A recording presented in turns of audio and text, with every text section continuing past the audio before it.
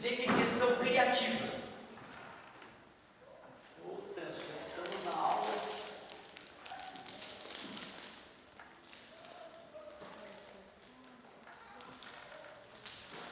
Então olha só, pessoal. Às vezes a física é usada para ocultar um crime. Vamos ver uma situação onde isso acabou aparecendo. Essa questão eu vou criar, claro, né, com dados da minha cabeça, não é exatamente a questão que apareceu no vestibular. Mas era mais ou menos assim, ó. O cara tinha um disco de isopor flutuando na superfície de um lago. Esse lago tinha uma certa profundidade. Não precisa nem ser um lago, pode ser um riachinho, ou até um aquário qualquer lá. E eu tenho, vamos supor aqui, 20 centímetros de profundidade. Um ladrão roubou alguma joia preciosa e não sabia o que fazer. A polícia chegou no local e ele foi lá e escondeu a joia preciosa bem no centro do disco de isopor que estava flutuando em cima da água.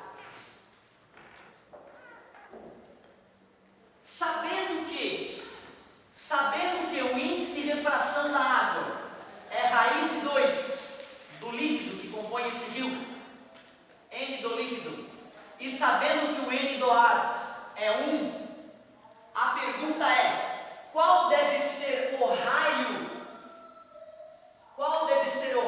desse disco de isopor flutuante para que ninguém consiga ver a joia roubada dentro da água? Essa é a questão que caiu no vestibular. Me deu a profundidade do rio, o cara escondeu um objeto debaixo do disco de isopor, bem no centro desse disco, e perguntava: qual é o raio do disco de isopor flutuante sobre a água para que ninguém possa observar o objeto escondido debaixo da água?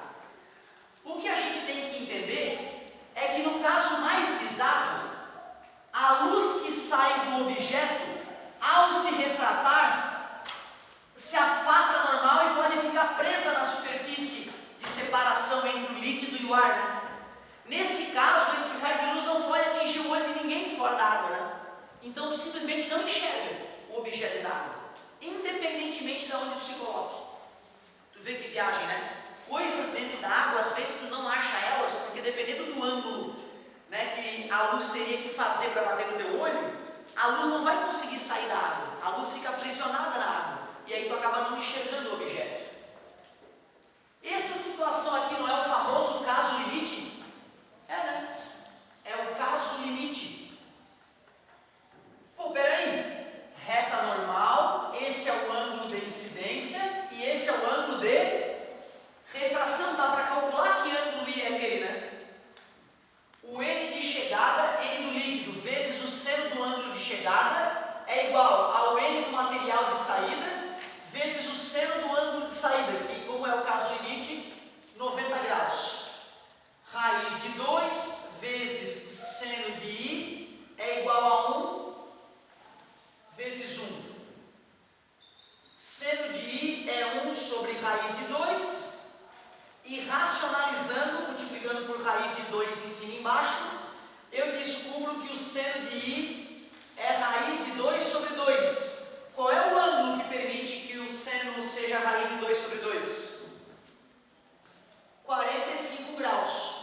Se eu descobrir que esse ângulo aqui é 45 graus, a única explicação é que esse triângulo é isósceles, né? Aqui é 45 graus e aqui também é 45 graus. Como esse triângulo é isósceles, os catetos têm que ser iguais, né? Se aqui é 20, aqui também é 20, né? Se o disco tiver 20 centímetros de raio, jamais descobrirão a localização da joia roubada. A menos que retirem o disco da água. Beleza? Então essa é uma questão famosa. O cara que vê essa questão, às vezes ele nem se toca que tem ótica envolvida na brincadeira. Ele, meu Deus, como é que eu vou começar essa brincadeira? Então primeiro teria que imaginar qual é a situação que salva o ladrão ali na hora que a luz vai tentar se refratar do líquido para o ar. Eu lembro que a questão do vestibular era mais difícil, o ângulo não dava 45 graus, dava um outro ângulo, ainda tinha que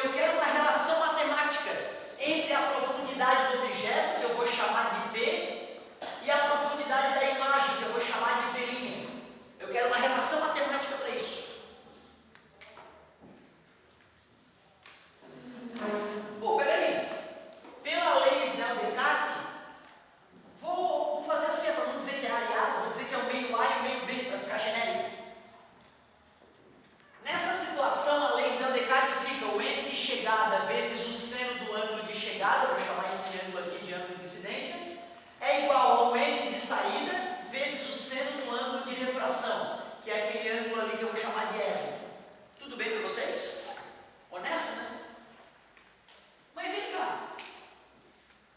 Eu posso criar um triângulo retângulo aqui, enxergam esse meu triângulo retângulo?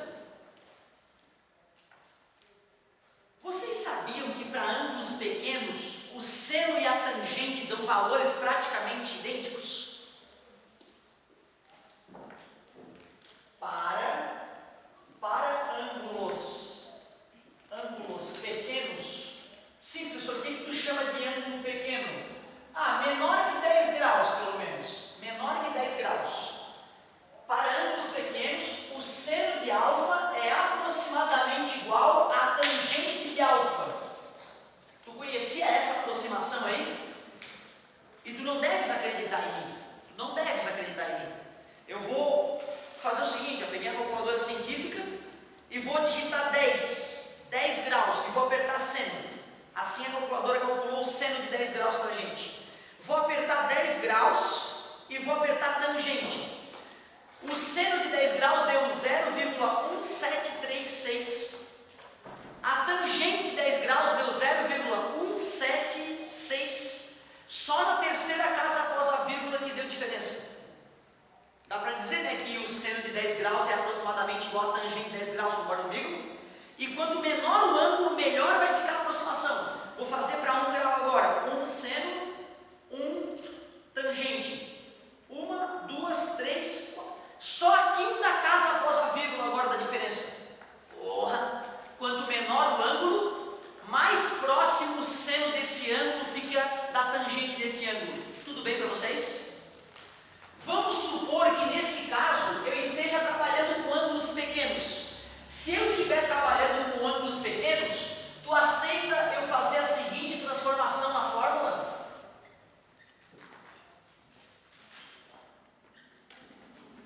Tudo bem para vocês? Para ângulos pequenos. Senão a fórmula fica falha, né? Concorda comigo? Legal.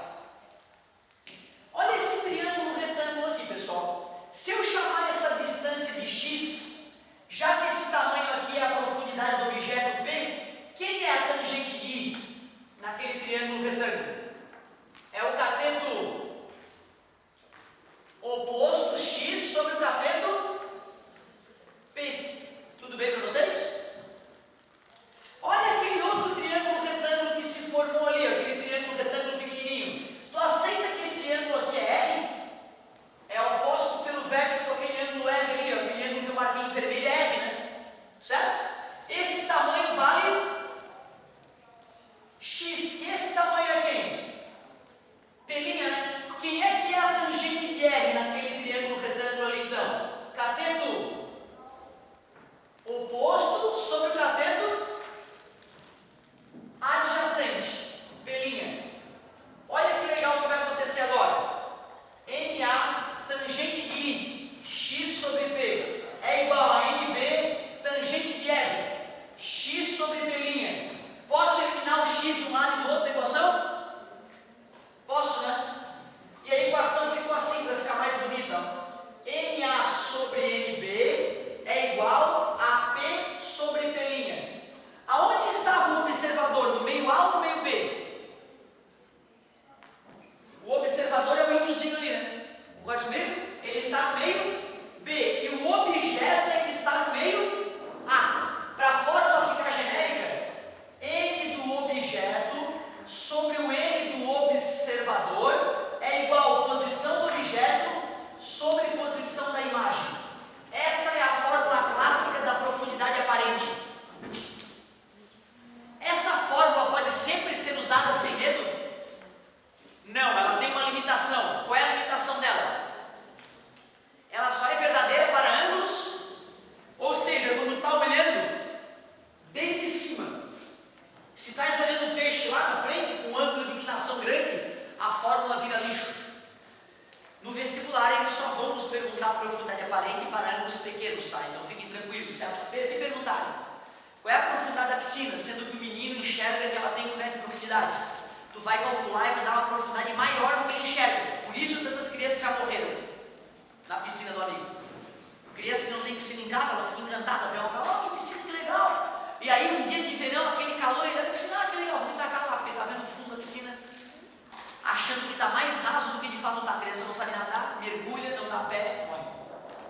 muitos já foram traídos pela refração da luz.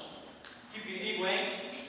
Então está aqui, é uma fórmula que não tem na tua apostila e que pode ser cobrada no vestibular, como já aconteceu N vezes. Aí sim, aí na aula que vem eu vou mostrar como é que a refração vai explicar as lentes para a gente. Muito obrigado, pessoal, pela paciência, nem eu me aguento mais. 3 aulas seguidas ninguém merece.